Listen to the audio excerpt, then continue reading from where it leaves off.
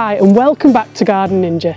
Today's video guide is going to show you how to prune wisterias in winter. Now if you fail to prune wisterias, you're going to be left disappointed because they probably won't flower or will give you a really lacklustre display. But if you follow this guide, I'm going to show you how to prune them for success. So come on, let's get cracking. If you've not already subscribed to my YouTube channel, hit the red button to subscribe today. Also click the bell for notifications. We'll have access to hundreds of garden design hints, tips and hacks from me, the Garden Ninja. And best of all, it's free.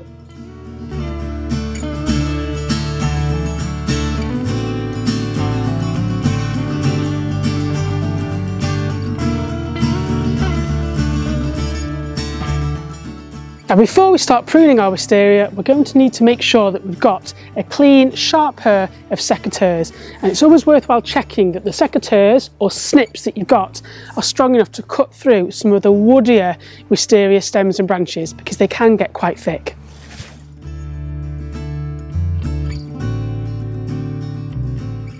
Pruning wisteria in the winter could not be easier, and it's all about counting the buds.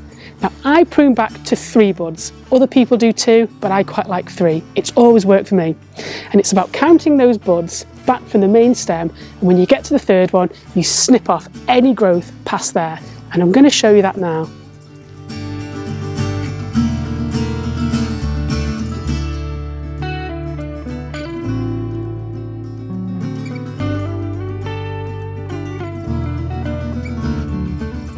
So in the winter, we cut after the 3rd bud. And you can spot the buds because they're like little red blobs that are erupting from the stems and laterals. In the summertime, after it's flowered, you want to cut back to 6 buds. So 6 in the summer, 3 in the winter. Simple.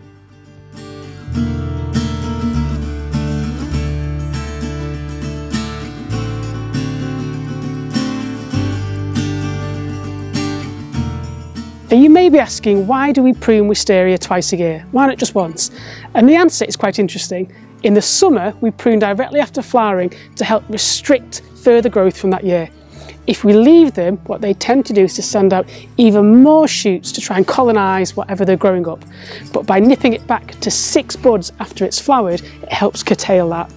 But then in the winter, what we also want to do is to restrict that to 3 buds, to focus that energy even more on those remaining buds. If we leave them with 6, we're going to get all 6 offshoots. If we remove them to 3, we're going to focus that energy, which increases the chance of flowers, which, let's be honest, is why we're growing wisteria, those gorgeous purple flowers. So now that you understand why we prune, it's time to get cracking. And I'm just going to start taking these back to 3 buds. So you'll notice that these all have around 6 buds because I pruned them last summer. So 1, 2, 3, make the cut. So that's coming off. And if you can see, we've got 1, 2, and then 3. So that's it we're taking off. That's from the summer cut. And I'm just going to work my way around 1, 2, 3, making these cuts all the way around the wisteria, even the bits at the top. And by taking them back to 3, it's going to ensure that they've got all that energy for buds for this year's flowers.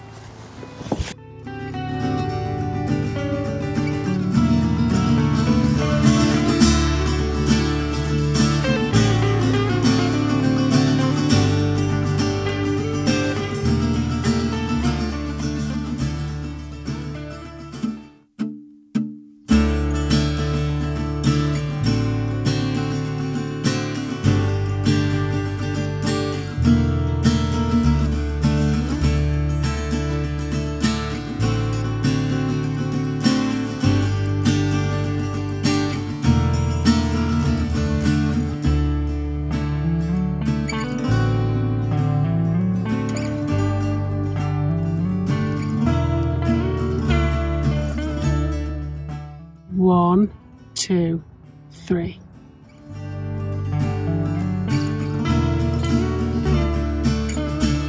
Now this would be a poor example of a pruning cut. It's too far above the bud. So you want to cut that about here. So let me show you that now. So it needs to be further down, round about here. So there we go, much better.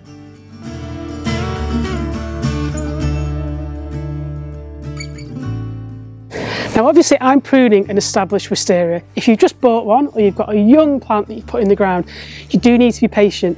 They will take up to 7 years to flower. However, follow this advice and it will help keep that wisteria in a neat shape.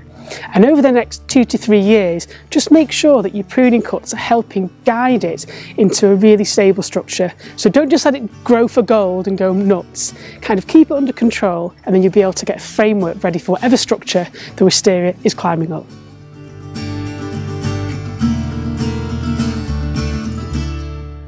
The reason why we don't just cut it straight back to 3 in summer is that we want to keep some of that beautiful foliage and greenery. If we're pruning them late July, early August, the wisteria will still have that foliage and form all the way through until the first frost. So if we nip it back to 3, it's going to look quite brutal and a bit ugly. So we wait until winter when it's dropped all of its leaves, and it also means that we can see what we're doing a lot easier.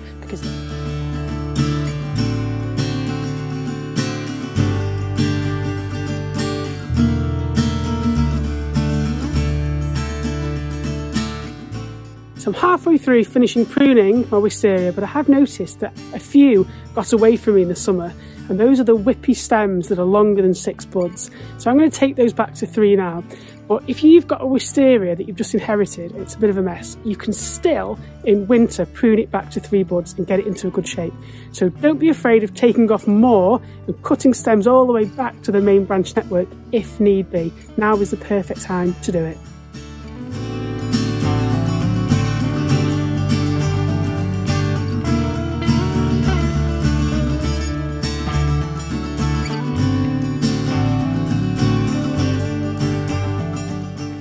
Now another top tip is to avoid feeding your wisteria.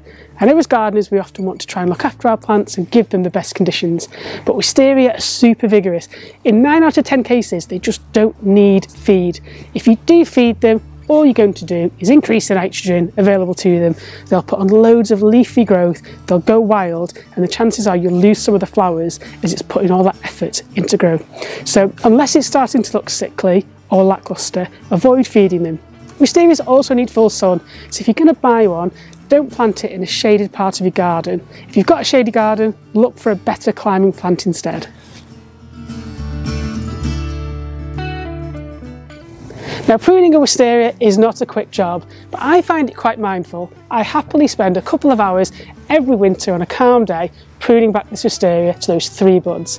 And I urge you to try and find the joy in it. It's good fun, it's relaxing, and you know that you're going to be setting up your wisteria for blooms and success this year.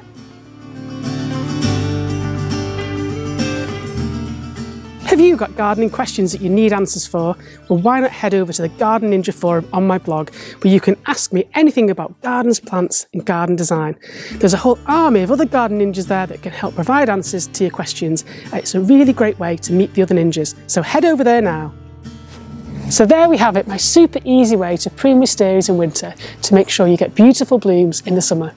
If you've liked this video, please make sure you subscribe to my YouTube channel, where there are over 160 garden design hints, tips and hacks to help you make your gardens awesome. I'm off inside to get warm. Happy gardening.